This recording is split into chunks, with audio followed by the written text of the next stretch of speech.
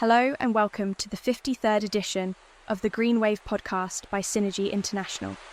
I'm SYNI, your host, and today we're launching into our year-end 2025 episode, reflecting on the three topics that most defined sustainable energy and development trends as we move into the new year. Before we get into the substance, a quick note of appreciation. This year marks our first full year of podcasting, which in podcast terms is roughly the same as surviving a full year of budget season, just with fewer spreadsheets and more people listening. Thank you for riding with us week after week, for sharing episodes, for challenging our takes, and for staying curious in a field that rewards stamina as much as insight. Sustainable finance and energy policy are not short stories. They are long novels with footnotes, and you have stuck with every chapter. Now, if we are going to do 2025 justice, we need to talk about the year in a way that separates fashion from force. Plenty of themes were fashionable in 2025. Far fewer actually exerted force on capital allocation, project delivery, and national competitiveness. 3 stood out because they were measurable, operational, and hard to ignore even for the people who would rather ignore them. The first is that solar stopped being a segment and became the default build, and distributed energy started to look like infrastructure rather than a hobby. The second is that carbon competitiveness turned into trade policy, and hydrogen got marched into grown-up financing, whether it wanted to go or not.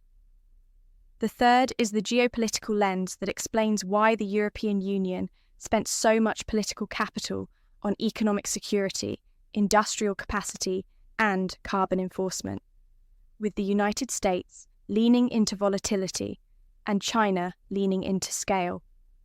Start with solar, because it is the cleanest example of a technology graduating into a baseline assumption.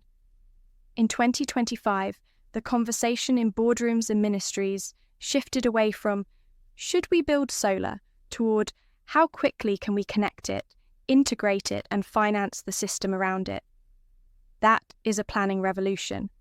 When something becomes the default build, the constraint moves. The constraint stops being, is it competitive, and starts being, can the grid absorb it? Can the supply chain deliver it? And can the market design keep it investable? The International Energy Agency framing matters here, because it reflects what the data have already been telling project developers for years.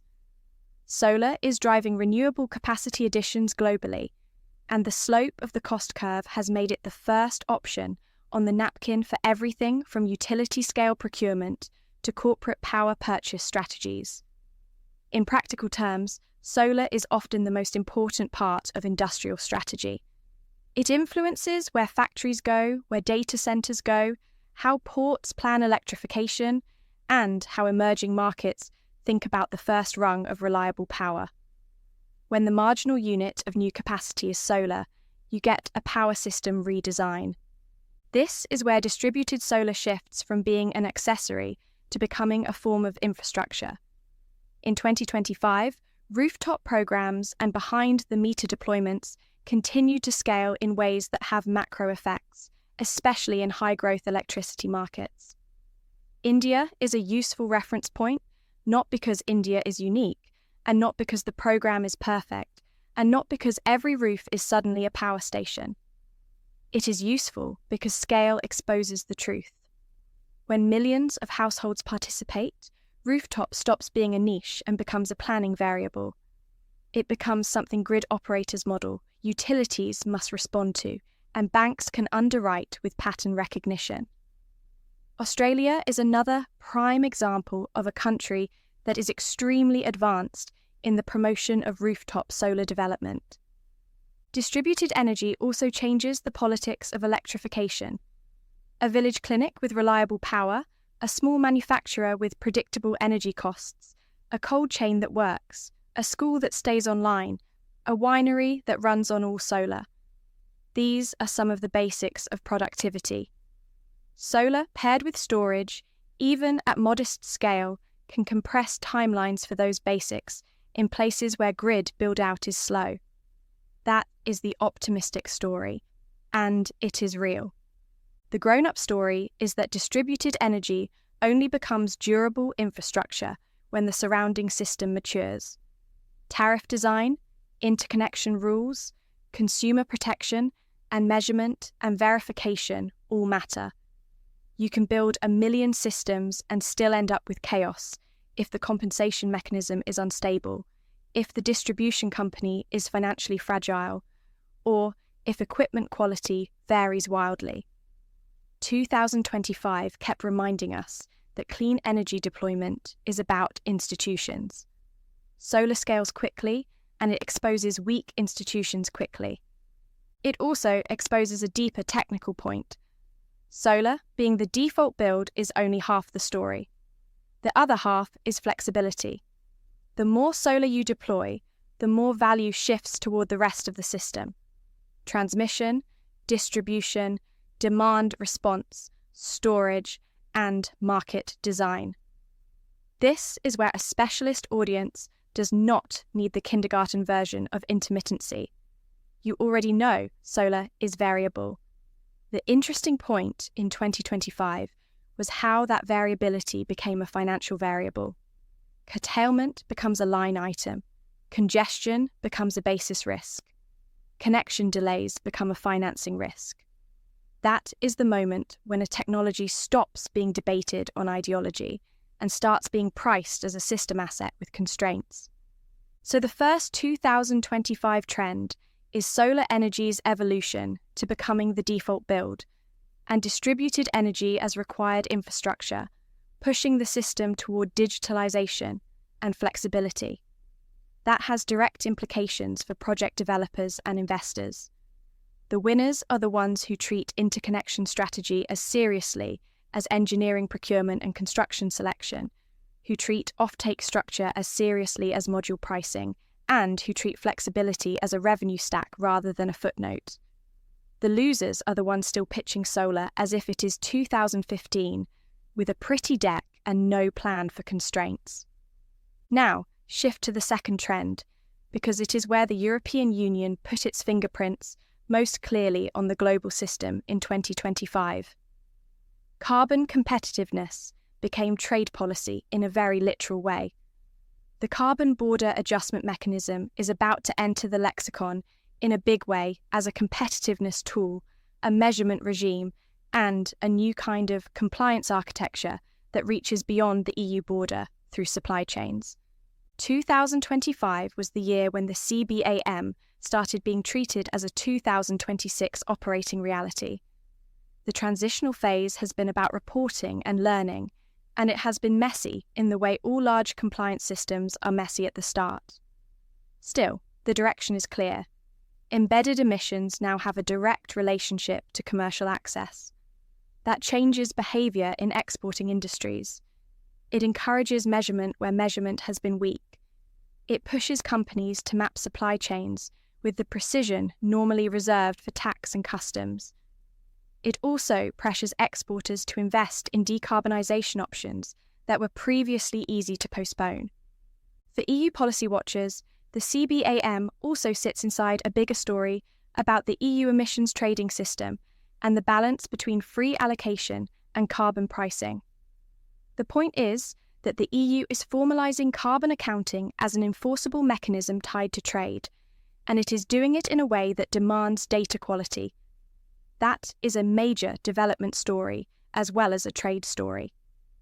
If you are a steel producer, a cement producer, an aluminium producer, a fertilizer producer, you are no longer in a world where carbon is a reputational issue.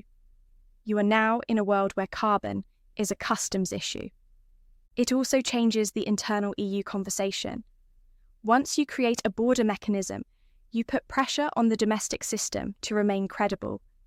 You cannot credibly enforce carbon competitiveness externally while quietly undercutting it internally. That is why 2025 saw so much attention on simplification and operational readiness. The EU needs the system to be implementable, auditable, and legally durable. It is also why the EU needs to keep its industrial base investable. Enforcement without investability is a recipe for industrial hollowing, and Brussels is not in the business of writing policy to shut down its own factories. This is the link to green hydrogen. In 2025, green hydrogen in Europe continued its transition from narrative to financing discipline. Hydrogen is one of those sectors where the physics are known, the chemistry is known, and the economics are still negotiating with reality, often in a faulty way. That negotiation matured in 2025 because funding mechanisms, auctions, and offtake requirements forced projects to prove themselves. The European hydrogen bank auctions are a good example of this. Competitive auctions impose a kind of honesty. They force bids to reflect expected costs, expected operating profiles, and expected value. They also force policymakers to confront the gap between what society wants and what markets will pay today. If you want renewable hydrogen at scale, you either mandate demand, subsidize supply, or do both, and you need a clear path to bankable offtake. 2025 pushed this conversation away from slogans and towards select contracts that were few and far between. Grown-up financing in hydrogen means a few very specific things. It means credible offtake, not just expressions of interest, clarity on additionality and renewable sourcing rules, not just glossy talk about green molecules. It also means a capex plan that survives procurement reality, grid connection, and permitting plan that is not wishful thinking. Not to mention, lenders can underwrite construction and operating risk with something more than hope and a ministerial photo. Our expectation for 2026 is to see more normal ecology of project finance. Some winners withdraw, some projects miss timelines, some partnerships break. All are signs that the sector is exiting the phase where everyone can pretend all projects will be built. In a mature market, a pipeline contains a mix of deliverable assets and non-deliverable ambition. 2025 made that visible for green hydrogen in Europe. There is a deeper connection between the CBAM and hydrogen that is easy to miss. The CBAM creates a stronger incentive for industrial decarbonisation, and hydrogen is one of the tools that heavy industry might use if it can be supplied reliably and competitively. So the CBAM pressures demand for lower carbon inputs, and hydrogen policy tries to build supply. The timing mismatch is the risk. Demand wants price clarity. Supply wants offtake certainty. The policy challenge is to bridge that gap without creating a subsidy regime that lasts forever. Europe spent 2025 trying to calibrate that bridge in public, in slow motion, under political crosswinds, which is exactly how serious policy can be forged in 2026. Now we get to the third trend, the geopolitical lens, because it helps our audience understand why the European Union behaved the way it did in 2025. The EU is writing policy between two very different approaches to energy and industrial strategy. In 2025, the United States demonstrated policy volatility and regulatory hostility towards clean energy, while China demonstrated industrial scale and deployment speed. Europe looked west and saw unpredictability, then looked east and saw scale. The EU's instinct was an attempt to legislate itself into stability. On the US side, 2025 gave the world an unambiguous reminder that political cycles can reprice whole sectors. The Trump administration's actions targeted green subsidies, elevated fossil-focused expansion, and sent a strong signal to markets. Rewritten fiscal law materially changed the trajectory for several clean energy tax credits, with tighter restrictions and compressed timelines. Then came another hit late in the year, with the Interior Department suspending multiple offshore wind projects, framed as a national security issue and contested by states and developers. Our financial takeaway is that policy volatility widens funding spreads, drives up development costs, and deters new investment. It changes the risk premium on long-duration assets. It shifts supply chain strategy, affects the willingness of manufacturers to cite capacity, and affects the global narrative, because the US is not just a domestic market, it is a signaling market. When US policy swings, global investors treat it as a volatility input. You can see the downstream effect in Europe in a not-so-subtle way. The EU increasingly treats strategic sectors as needing resilience against external shocks, including policy shocks. That means industrial policy, trade defense, and a push for domestic capacity in key parts of the clean tech value chain. Economic security starts to sound less like a slogan and more like a spreadsheet. Now look at China. The story in 2025 was scale, and scale changes the cost curve for everyone else. China, passing 1 terawatt of solar PV capacity, is a marker of industrial capability, reflecting a willingness to deploy at speed, to invest at volume, and to integrate clean energy as industrial strategy. Tracking of generation shares showed wind and solar setting record contributions, and the investment intensity behind the system remains enormous, with estimates pointing to clean energy investment levels that would make most finance ministers blink twice. Again, the point is not simply China builds a lot of renewables. Let's remember that it is also the world's largest carbon polluter and burner of coal. The point here is that China has an energy strategy that has fused clean manufacturing and deployment. It can push costs down through scale, and it can push learning curves faster through deployment. That creates pressure on European manufacturers, fuels dependency concerns for policymakers, and accelerates trade defense politics. Europe likes open trade in theory and resilient supply chains in practice, and 2025 pushed it to prioritize practice.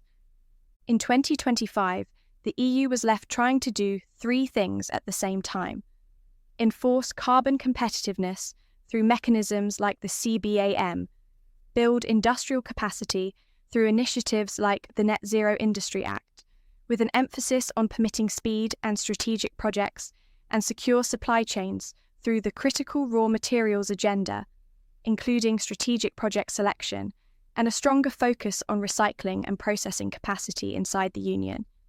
Let's also throw in that Brussels tried to keep the whole thing investable by reducing regulatory drag through simplification agendas, because investors can tolerate complexity, but not chaos.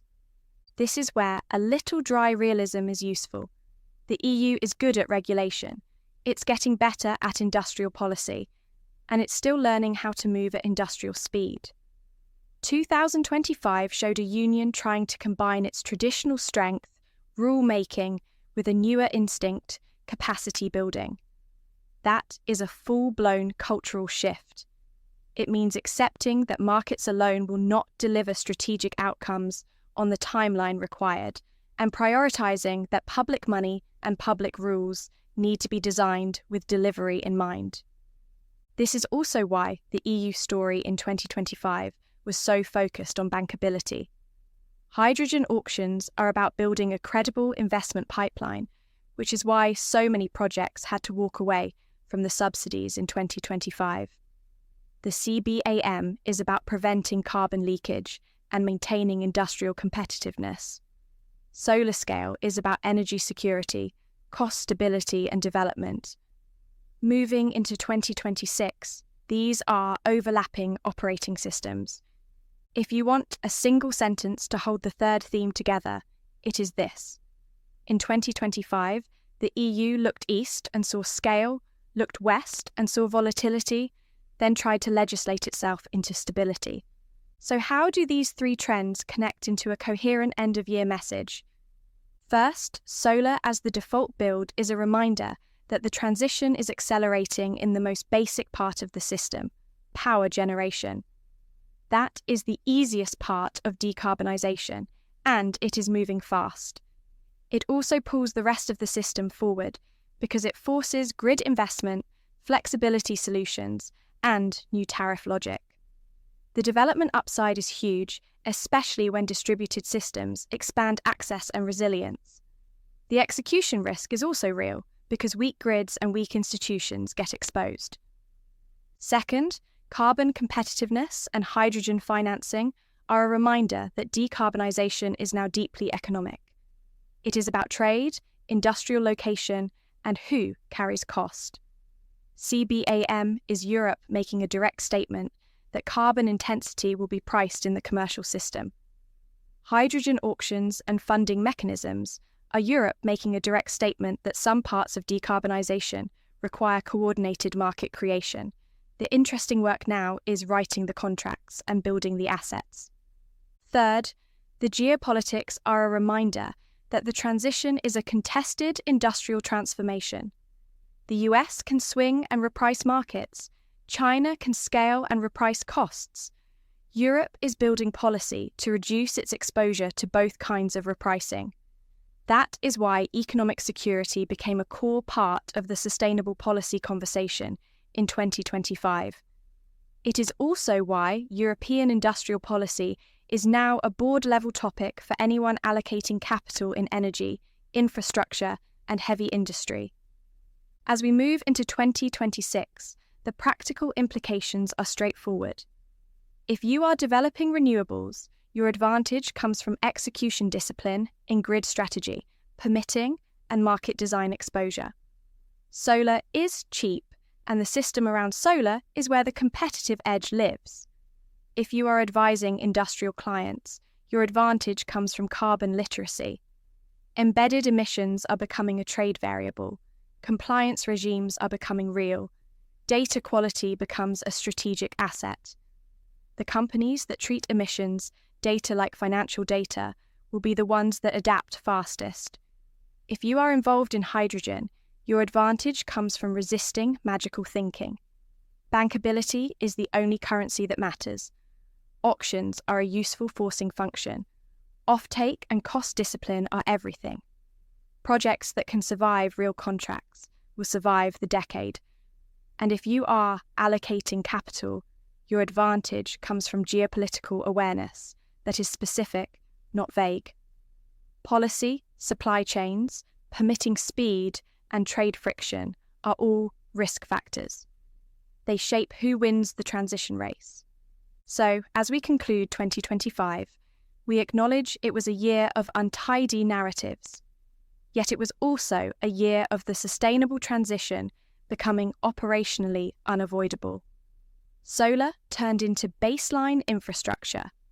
Carbon turned into trade compliance. Hydrogen turned into grown-up finance. The EU acted like a bloc that wants its transition to be durable, competitive, and enforceable. Global politics made that posture less optional than it might have seemed a few years ago. Well, that's a wrap on our 53rd GreenWave podcast episode. We appreciate you sharing your precious holiday time with us. Finding the pod is easy on Apple Podcasts, Podbean, Spotify, iHeart, Podchaser, Boomplay, and Player FM. Share it with friends. We'd love if you would leave a 5-star review. And as always, if you have missed any of our LinkedIn posts or the GreenWave Gazette, you can always catch us on LinkedIn, X, Facebook, Instagram, or visit synergy-international.net. Headed into 2026, we'll keep reflecting on the trends shaping sustainable finance and global policy. Until next year, keep riding the green wave of sustainability.